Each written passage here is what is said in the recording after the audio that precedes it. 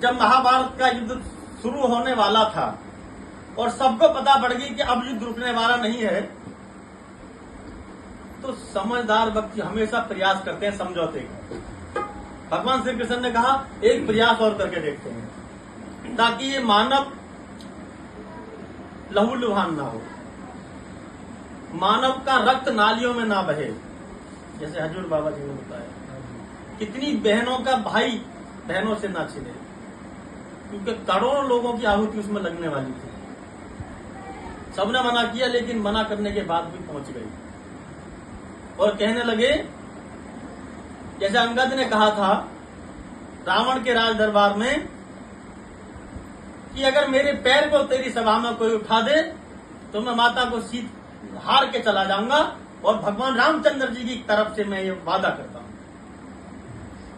सारे के सारे योद्धा महायोद्धा आए, पैर हिल नहीं पाया। अंत में रावण उठ के जब पैर की तरफ चला, पैर हटा लिया रावण ने, उसने अंगद ने कहा कि रावण मेरे प्रभु श्री राम के शरण में चला जा, तुझे मुक्ति मिल जाएगी।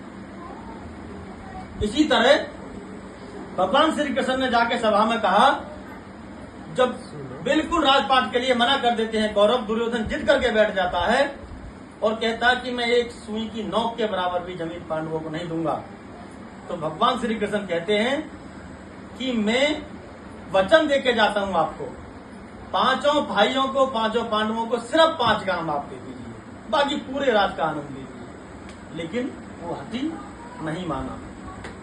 तब दुर्योधन ने कहा, जब चलने लगे, दुर्योधन ने कहा कि हमारे महलों में ठहरिए, 36 प्रकार के भोजन हैं, पकवान है, खा के जाना। कहा जहां अतिथि का सम्मान ना होता, अतिथि देवो भव, अतिथि का सम्मान ना होता, वहां तो पानी भी पीना अच्छा नहीं होता, बिल्कुल जाकर रुकते हैं। कहा कि दुर्योधन सुन, भाव का भूखा हूं मैं, भाव ही बस सार है, भाव को मुझको भजे तो भाव से बेड़ा पार। भाव जिस जन्मे नहीं मुझको उसकी चिंता नहीं, भाव से फूल दे वो भी मुझे स्वीकार है।